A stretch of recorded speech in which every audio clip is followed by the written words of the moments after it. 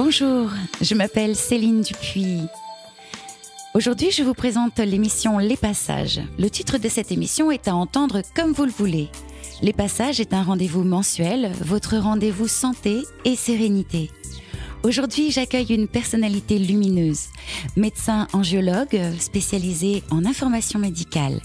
Après 12 années de pratique, elle est marquée par de profonds questionnements sur le sens de sa vie et perçoit la nécessité de relier la science-médecine et sa spiritualité. Elle transmet une vision non dualiste permettant de prendre de la hauteur devant les situations médicales vues bien souvent de manière très incomplète, par l'animation d'ateliers dédiés aux professionnels de santé en quête d'unité, notamment à travers un collectif nommé We Care, We Are. Mon invité offre son appréhension globale de l'être ainsi que son approche de la médecine évolutionnaire. J'accueille Dr Sandy Plouvier. Bonjour Sandy. Bonjour Céline. Je suis ravie. Merci de me recevoir. Ah mais merci, c'est nous qui sommes vraiment ravis de te recevoir. Tu as répondu avec une telle spontanéité à mon invitation, merci infiniment. J'aimerais aussi vous présenter une autre personnalité lumineuse qui est à nos côtés aujourd'hui, une psychologue clinicienne parisienne. Elle a passé plus de 10 ans dans une équipe mobile de soins palliatifs dans un hôpital de la banlieue parisienne. J'accueille Sylvie Dezeustre. Sylvie nous fera le cadeau de la présentation de sa chronique « Le fil de soi ». Bonjour Sylvie Dezeustre. Bonjour Céline, ravie d'être avec toi. Un immense merci. Merci pour ta présence. C'est une très grande joie. Donc, merci Sandy Plouvier d'être avec nous. Alors, commençons nos échanges, si tu le veux bien. J'aimerais entrer dans le vif du sujet. Oui. Alors, qu'est-ce qui t'a amené à créer ce collectif We Care, We Are, s'il te plaît?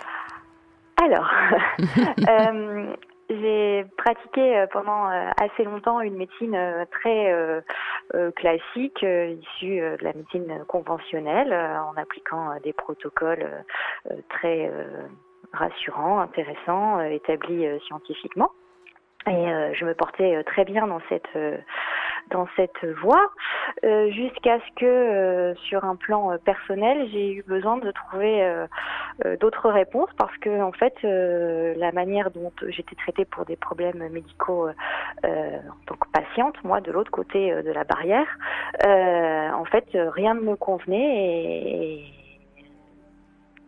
de fil en aiguille, j'ai fini par aller m'intéresser à ce que d'autres propositions pouvaient apporter, ou éventuellement me donner des réponses.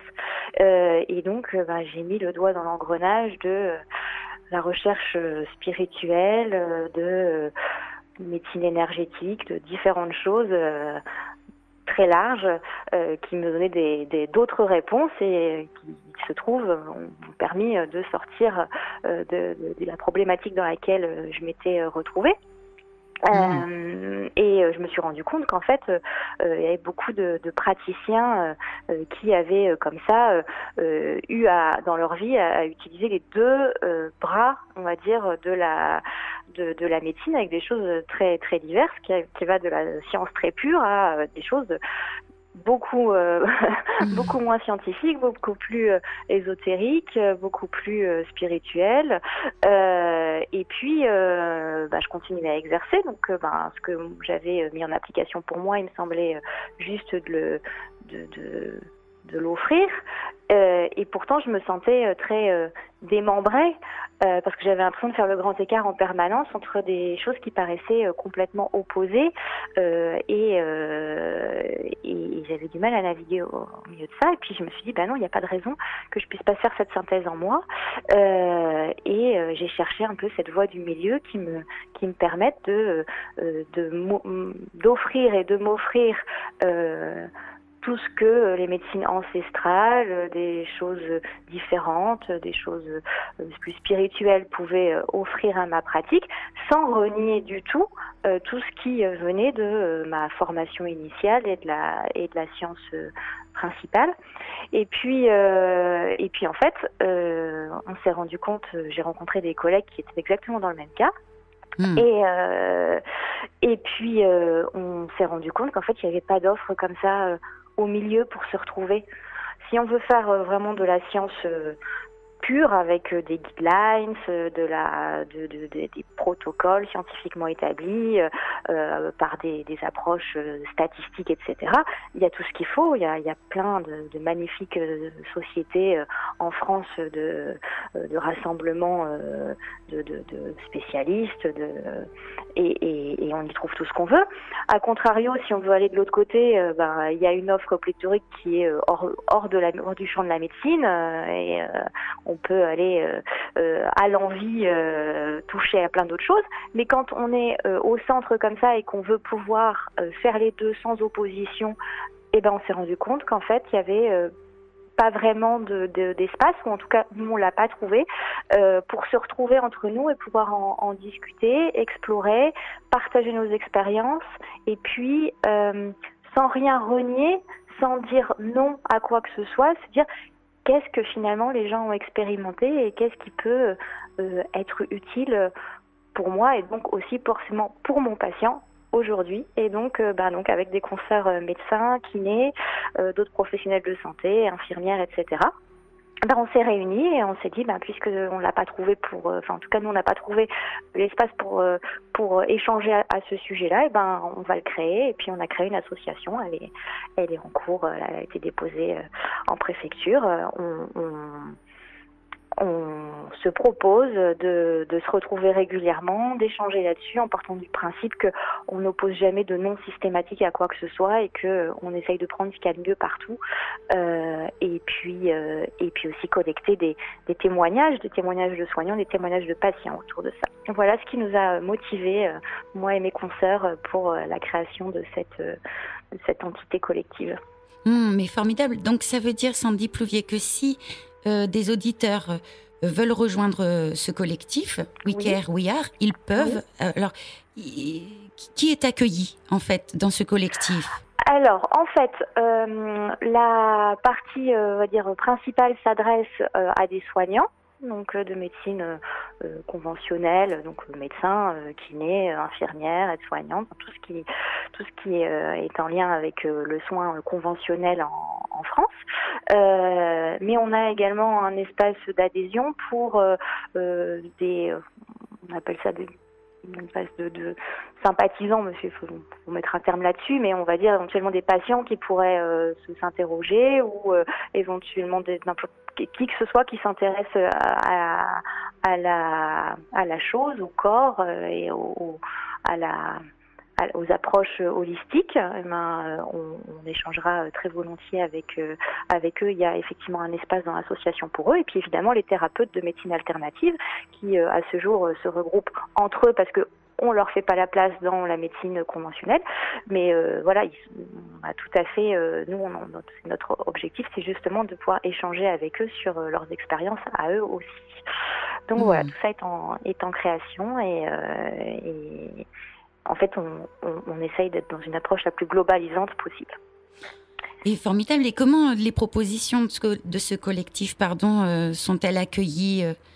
Est-ce qu'il y a des résistances, des obstacles de la part de tes collègues notamment ? Alors, c'est une question qu'on me pose régulièrement, et à chaque fois je surprends les gens quand je réponds non. En fait, on a l'impression que il y a une telle opposition ancestrale entre les approches que on ne pourrait pas être au milieu de ça et simplement dire un grand oui des deux côtés, oui à la science et oui à la spiritualité, à l'ésotérisme, aux approches qui peuvent apparaître aujourd'hui non scientifiques, sans que on ait des levées de boucliers. Mais en fait, je pense que c'est surtout en lien avec l'énergie depuis laquelle on propulse ça. Nous, on fait pas de prosélytisme, en fait. On cherche à convaincre personne de qui que ce soit. Simplement, on n'a pas trouvé d'endroit où mettre en commun nos réponses, donc on le crée et on le met ensemble. si ça parle, ça parle. Si ça parle pas et que les gens veulent rester dans la science, mais c'est très bien, il y a toute la place pour ça. Si les gens veulent rester dans une approche alternative en étant arc-boutés contre les approches scientifiques, c'est leur problème aussi. Nous, on cherche à convaincre on ne cherche pas à convaincre qui que ce soit de quoi que ce soit.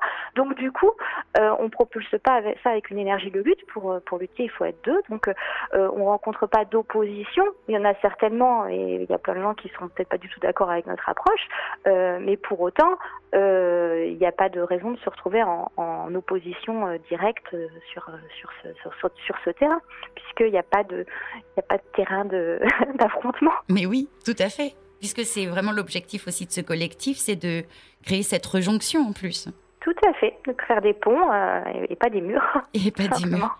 Et alors, peut-être cette jonction, tu l'as fait à l'intérieur de toi, Sandy, aussi. Pardon Sylvie, j'ai pas entendu ton... La jonction, ce « et », parce qu'en fait, ce que j'entends, c'est pas le « ou », là, on est dans le « et ». C'est que cette proposition, elle est faite depuis toi et c'est intégré dans toi. Et du coup, c'est un oui, un grand oui.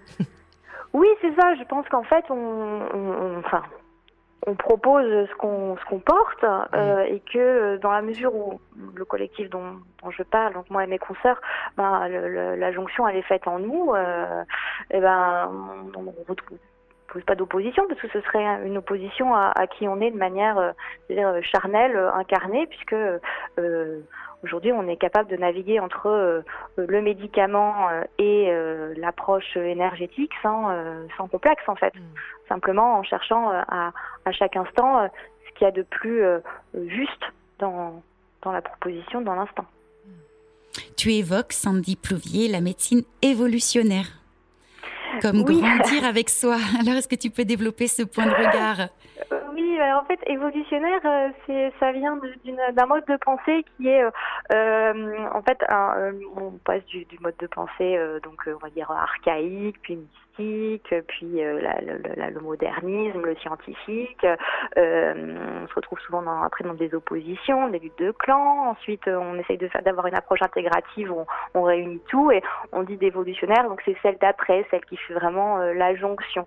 Et donc du coup, en fait, on m'interrogeait sur la médecine intégrative au sens intégrer les outils de la médecine, on va dire conventionnelle, scientifique, et les outils des médecines alternatives, ancestrales, des approches spirituelles, etc. Et en fait, c'est des approches vraiment super intéressantes, mais qui restent encore dans l'idée on prend des choses opposées qu'on essaye de mettre ensemble. En fait, évolutionnaire, c'est un peu le stade d'après qui est mais non, mais en fait, c'est pas opposé. C'est des manières différentes d'aborder les choses, mais il n'y a pas de raison de les mettre en opposition. Donc en fait, on va dire la médecine évolutionnaire, c'est un peu de la médecine intégrative, mais qui va un peu plus loin, qui va au sens de on travaille sur nous en tant que soignants, sur cette approche unitaire, cette approche de paix, d'espace de paix en tout, à la fois à l'intérieur et à l'extérieur de nous, et forcément qu'on projette sur nos patients et sur les solutions qu'on prétend leur apporter dans leur pathologie. Donc du coup ce terme, voilà, on fait des formations évolutionnaires dans l'organisme de formation dans lequel je suis directrice pédagogique, et donc du coup tout naturellement le terme est venu s'accoler à médecine en disant oui, mais en fait la médecine du futur c'est la médecine qui n'oppose plus rien, parce qu'il n'y a plus rien à opposer. Eh bien, moi, j'ai envie avec toi, Sandy, que l'on développe d'autres termes que tu utilises et qui, moi, m'inspirent énormément. Mais d'abord, une pause musicale, si tu le veux bien. Tu nous as proposé You Raise Me Up par Josh Groban. Vous êtes sur IDFM, Radio Anguin, la radio du bien-être.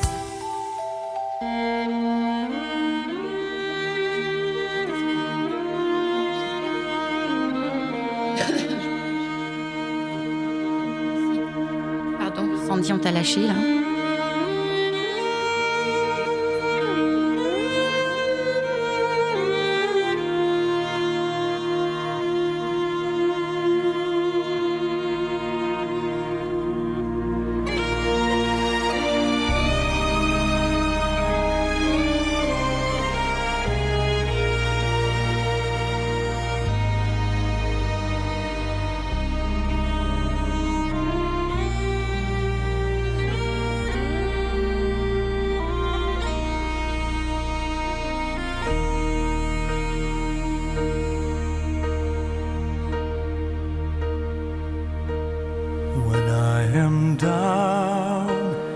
And oh, my soul so weary, when troubles come and my heart burdened be, then I am still and wait here in the silence until you come and sit a while with me.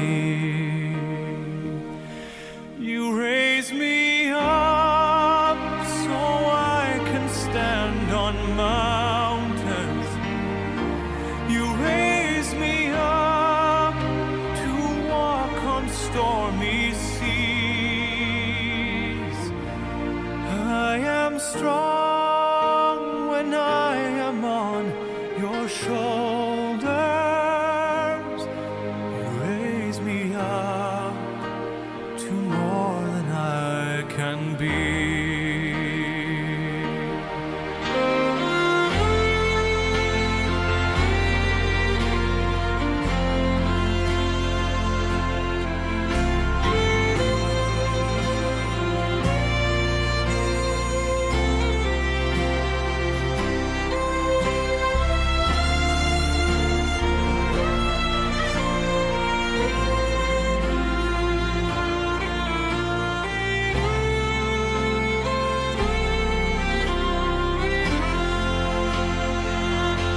You raise me up so I can stand on mountains. You raise me up to walk on stormy seas. I am strong when I am on your shoulders. You raise me up to more than I can be.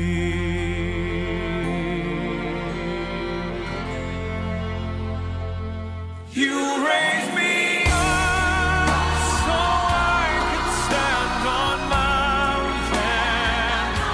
You raise me up to walk on stormy seas. I am strong when I am on your shoulders. Raise me up to more than I can be. You raise me up so I can stand on mountains. You raise me up to walk on stormy seas. I am strong when I am on your shoulders. You raise me up to more than I can be.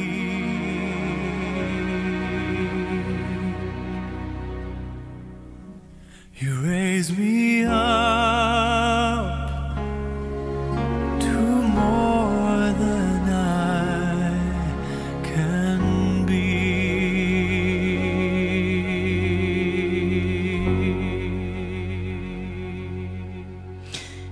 Nous recevons aujourd'hui Sandy Plouvier.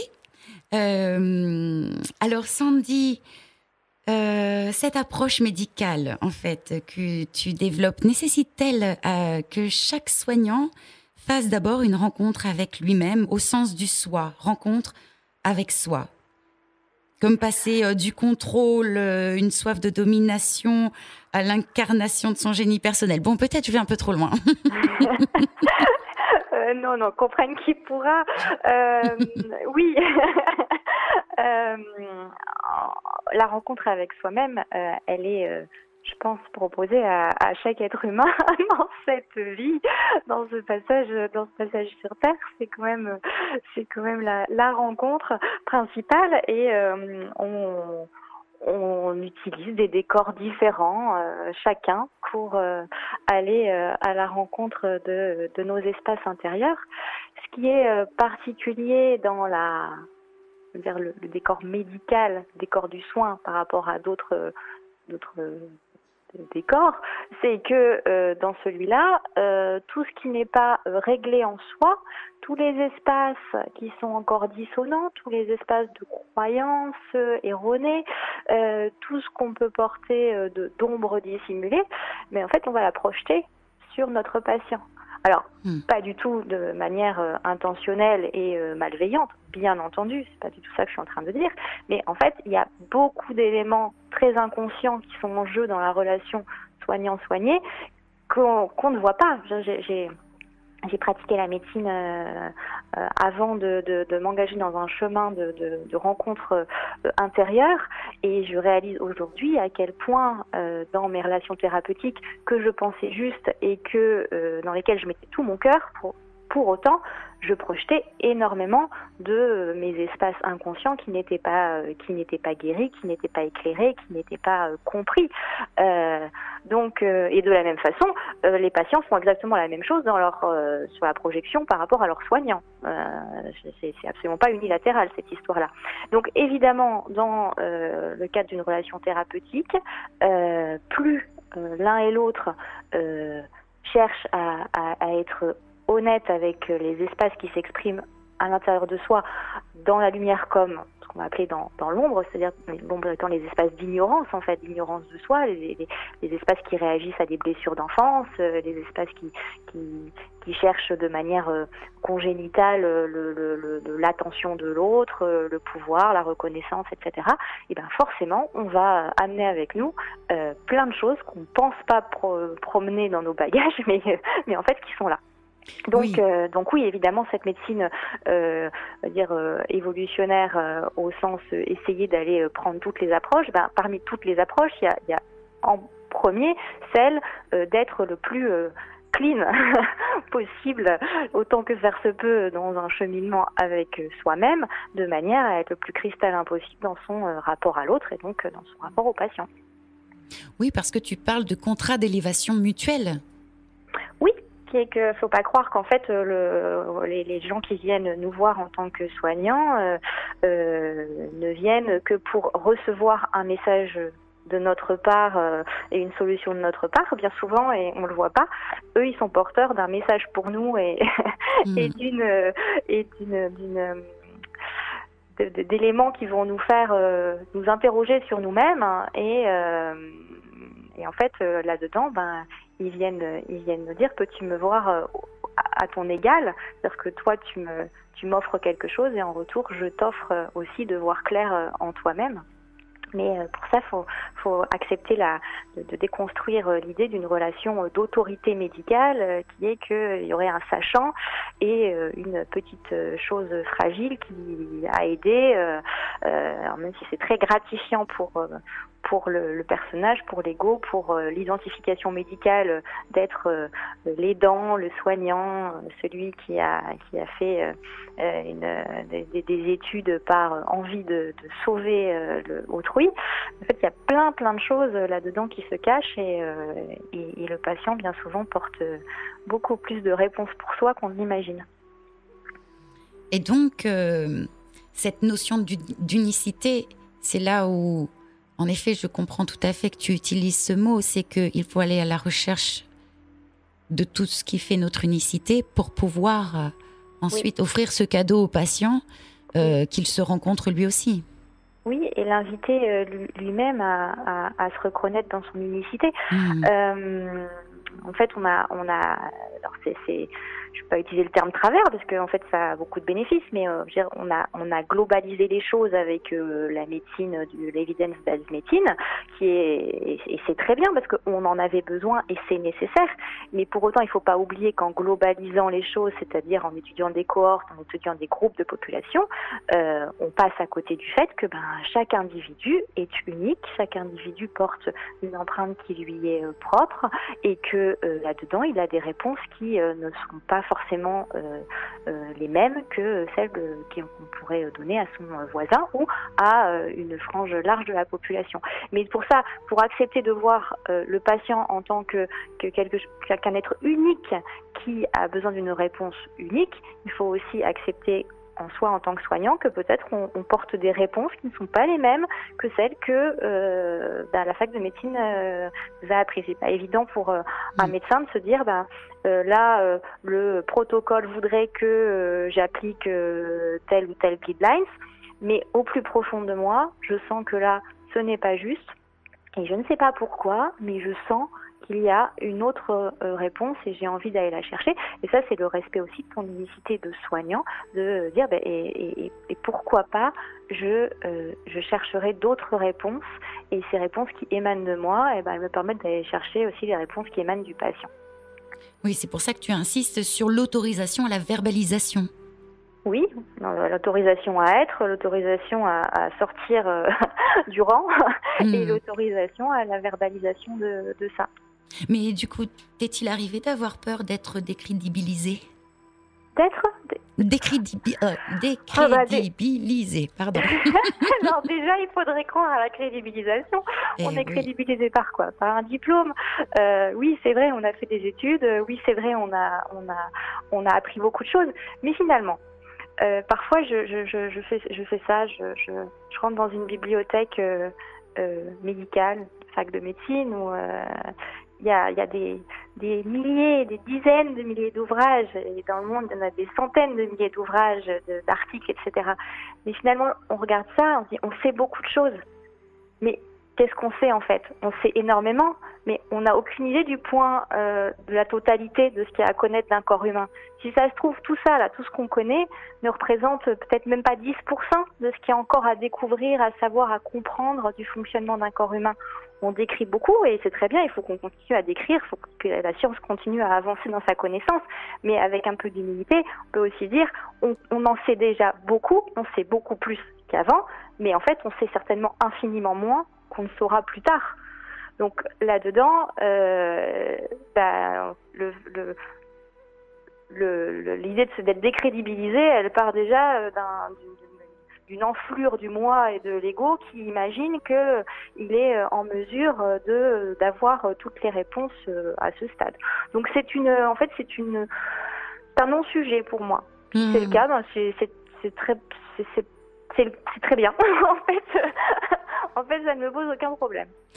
Et tu parles d'un peu d'humilité. Je trouve que c'est beaucoup d'humilité. Quelle beauté, quelle lumière.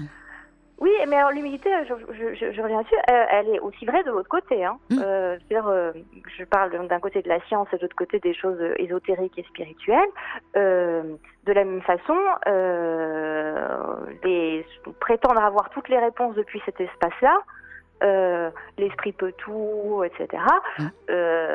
C'est un point de vue, mais il y a aussi un certain manque d'humilité dans cette autre manière de voir les choses bien souvent, qui exclut la science et qui ferait passer la science comme quelque chose d'inhumain, etc. Il y a énormément de scientifiques qui sont des êtres humains merveilleux qui font passer l'intérêt collectif en premier et qui vouent un amour pour le corps et pour les patients dans leur démarche. C'est l'immense majorité d'entre eux.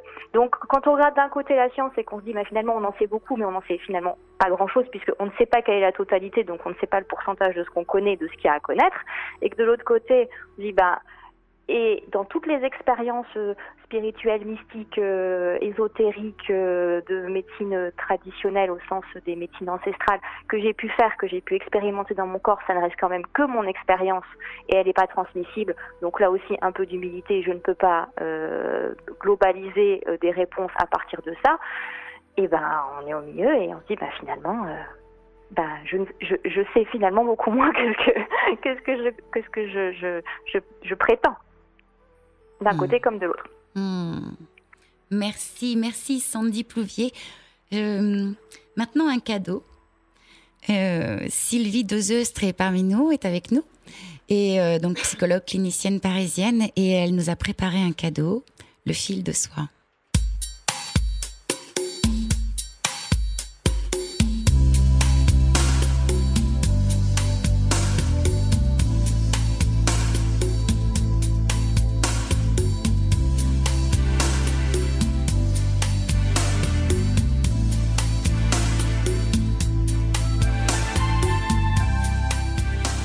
Histoire de fil. Le fil de soi, le fil en soi.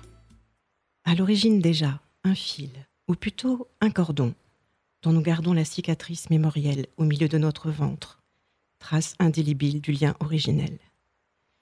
Et puis, lors de notre grand passage, ce fil d'argent, reliant notre corps physique à notre âme qui seront prêts, laissant celle-ci s'envoler vers un nouveau voyage.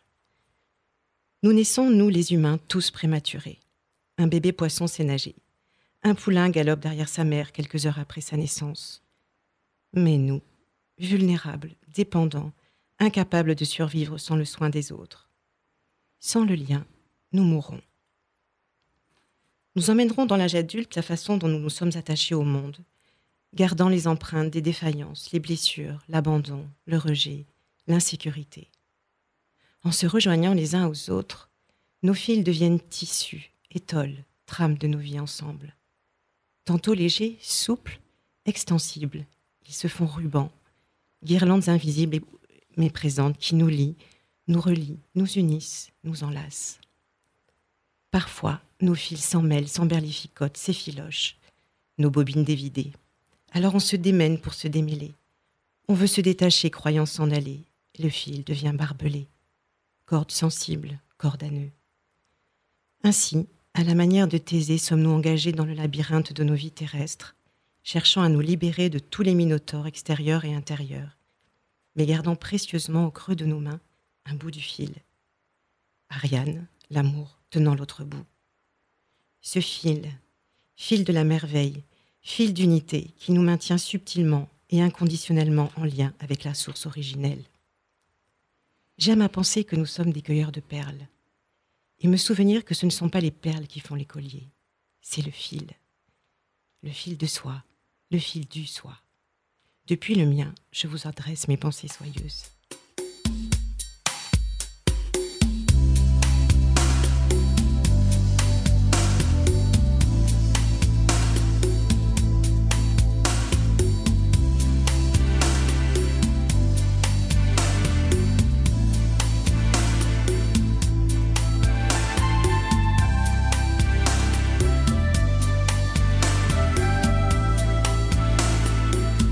C'est un air détaché pour chanter le fil enchanté qui, malgré nos airs fâchés, dit tâcher de vivre attachés.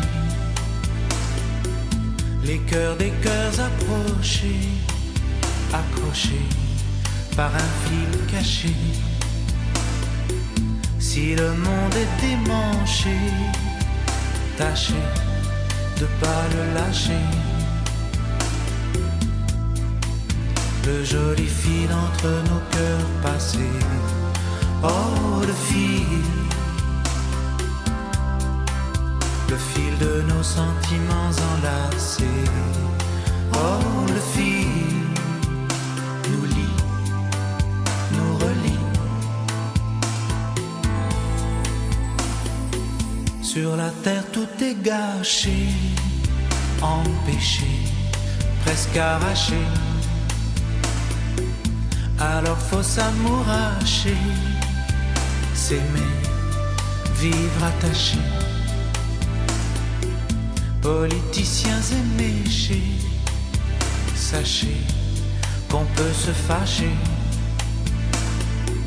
qu'il faut pas ce fil toucher, l'arracher, ni les filocher.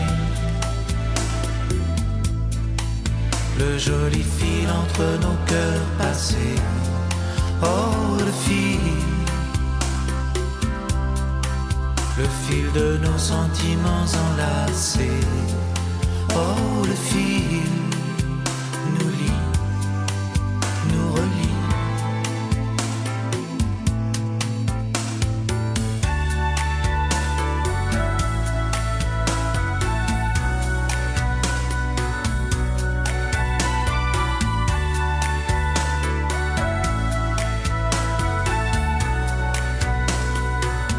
C'est un air détaché pour chanter le fil enchanté.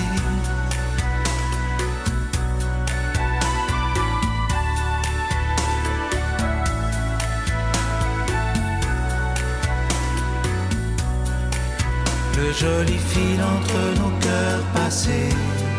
Oh, le fil de nos sentiments enlacés. Oh, le fil qui nous sert à nous resserrer. Oh, le fil tendu entre nous comme un lien. Oh, le fil qui nous tient, nous retient. Le joli fil entre nos cœurs passés. Oh, le fil tendu entre nous comme un lien. Oh, le fil qui nous tient, nous retient.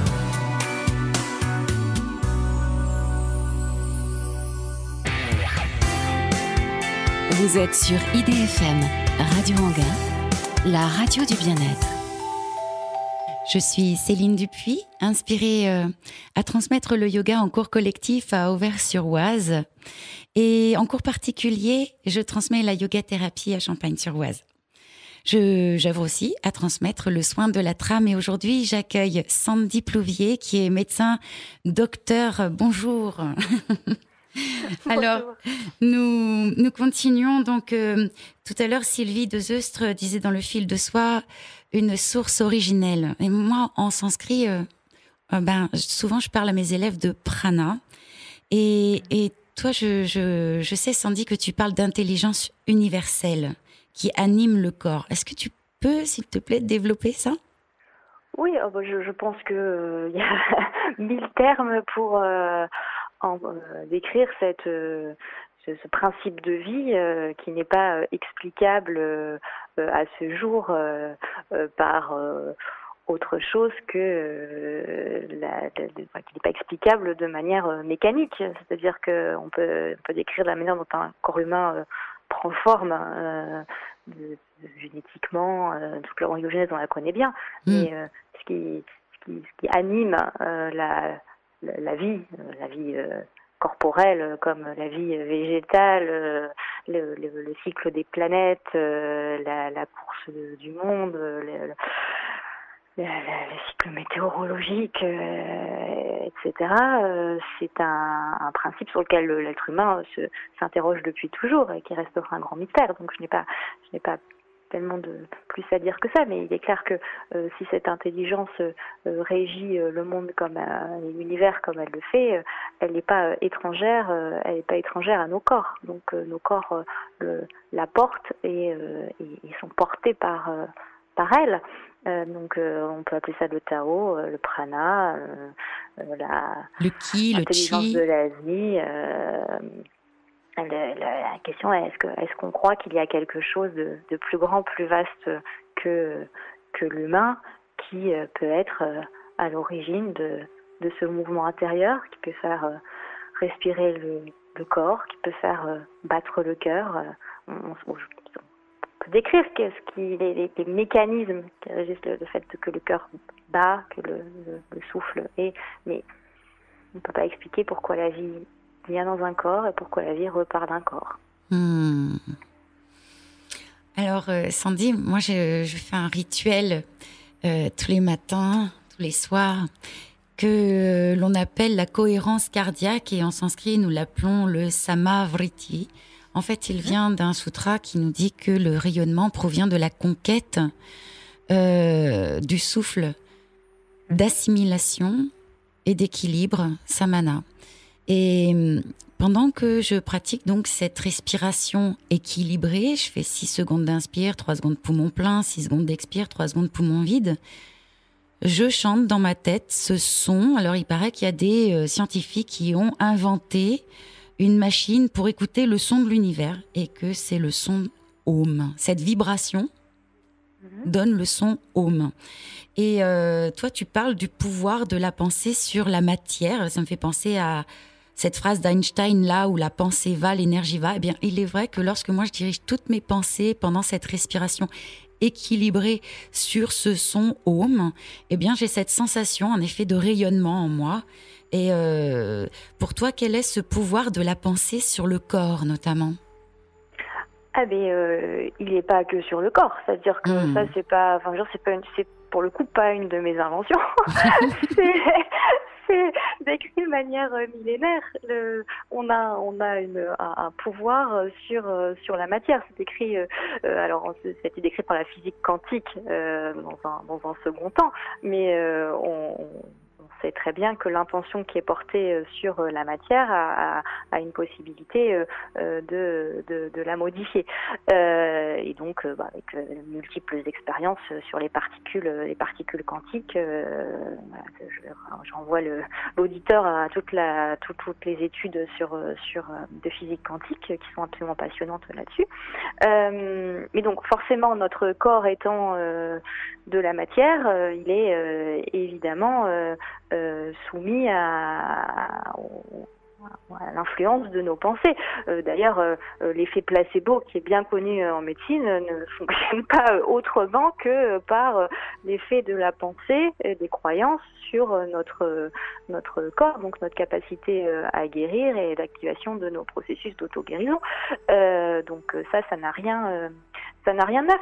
Après, ce qui est peut-être intéressant dans les dernières années, c'est ce que l'épigénétique a pu mettre en évidence par rapport à tout ça, puisque on a longtemps cru que le génome, quand on a découvert l'ADN, c'était des phénotypes fixés, c'est-à-dire qu'on exprimait ce qui était dans notre génétique de manière mécanique.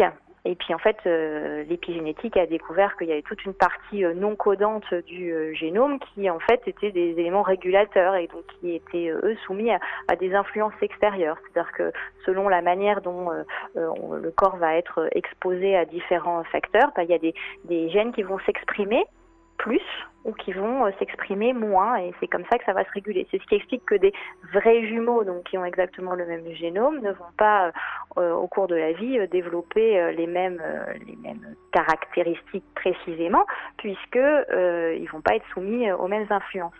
Et donc les influences, évidemment, il y a l'alimentation, il y a plein de choses, mais la première influence dans laquelle baigne un corps humain, c'est-à-dire notre premier bain, c'est le bain de nos pensées. On produit des dizaines de milliers de pensées par jour.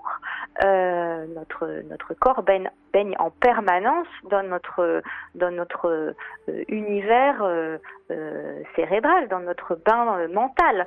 La pensée, c'est notre premier environnement à chacun. Et donc, selon les pensées qui sont qu'on fait circuler en nous, évidemment, du coup, ça influe sur cette épigénétique et donc sur ce génome. Et donc, on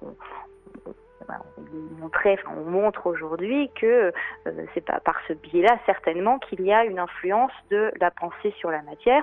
C'est certainement par le biais des facteurs épigénétiques. Mais c'est magnifique parce que c'est beaucoup d'espoir.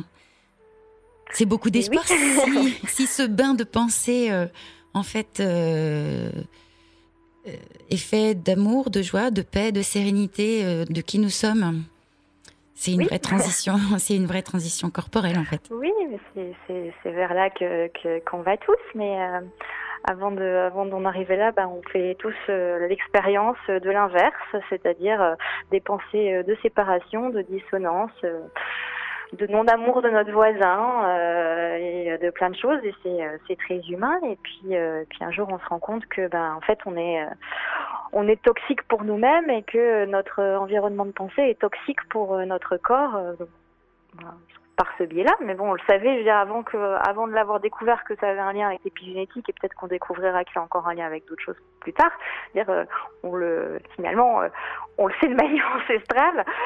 C'est juste, je pense qu'il faut en faire l'expérience dans sa vie pour réaliser à quel point, oui, il y a un retournement à un moment qui peut s'opérer et qu'on a le droit, on peut faire le choix d'offrir à notre corps un environnement mental plus harmonieux que celui dans lequel on a cru être obligé de baigner jusqu'alors.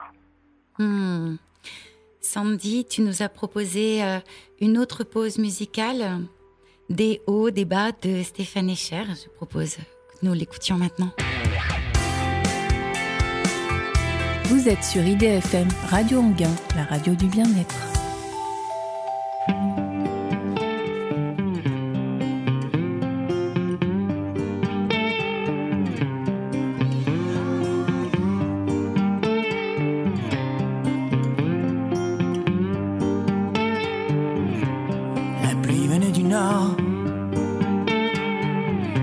Passer sous ma porte, je comptais vivre fort et que le diable m'emporte. J'allais à la fenêtre, enroulé dans un drap, je secouais la tête et j'en écartais les bras.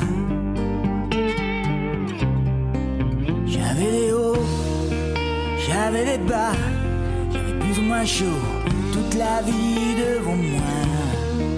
J'avais des hauts, j'avais des bas, je crois que j'en voulais trop. J'ai même eu ce que je ne voulais pas, ce que je ne voulais pas, ce que je ne voulais pas, ce que je ne voulais pas. Je restais enfermé, errais pendant des jours, où des chemins s'ouvraient, où des questions en retour. Je n'avais pas tué mon père,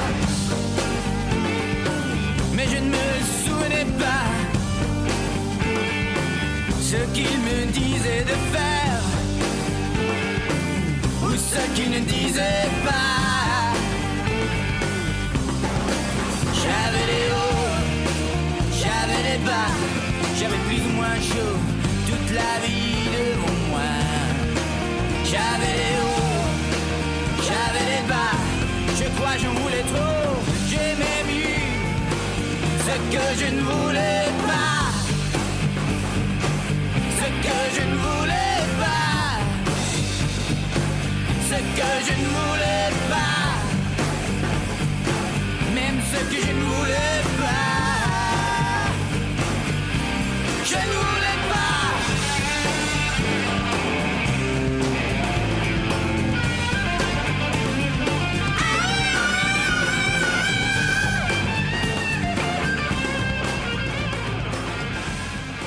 Docteur Sandy Plouvier, peux-tu, s'il te plaît, partager avec nous, si tu le veux bien, ta lecture de cette crise actuelle de la Covid-19 ?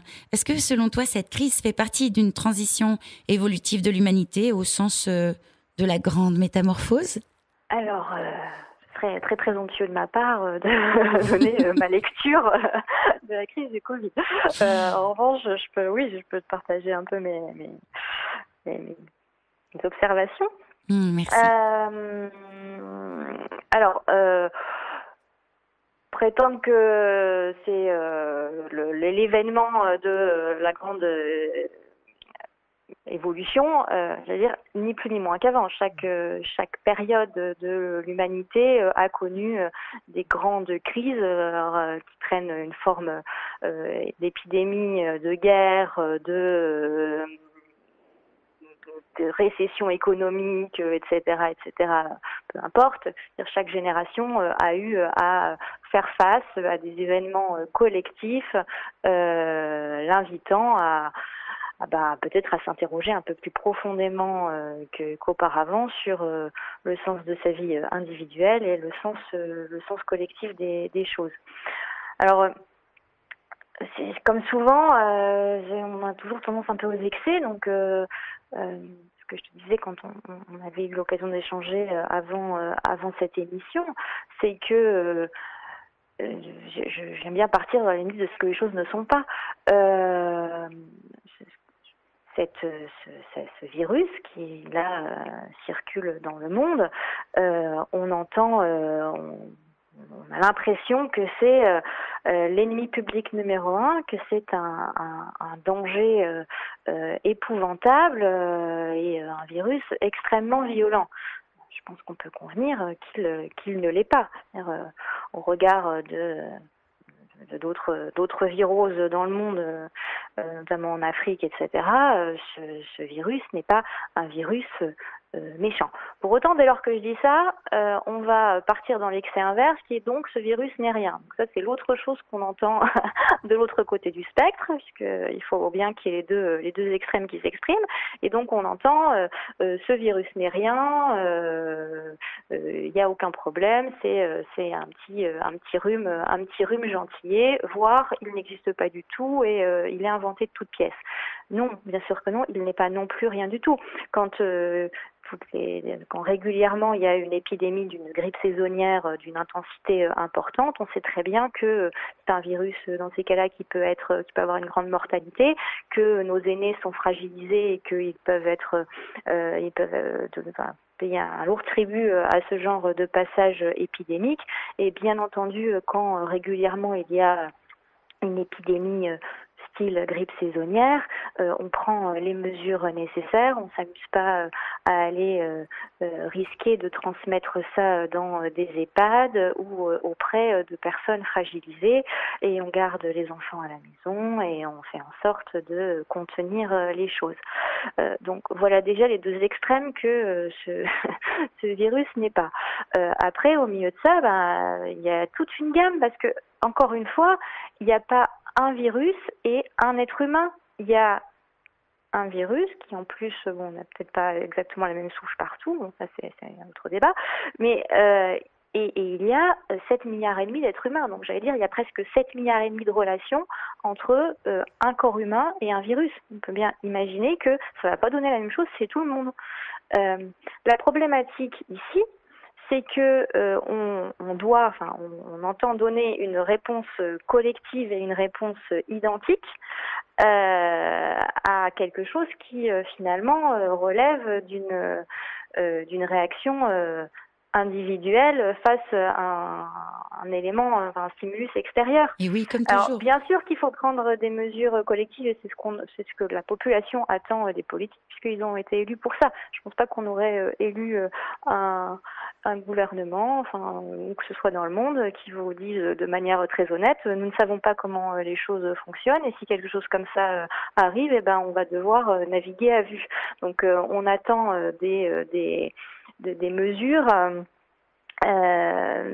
mais forcément elles ne sont pas adaptées de manière individuelle à chacun. Moi, je crois que l'invitation là, elle est pour chaque personne de s'interroger sur ce qui est juste pour soi à chaque instant. C'est pas du tout une question de rébellion ou autre chose. On peut très bien porter son masque tel que c'est demandé, mais en sachant pourquoi on le fait.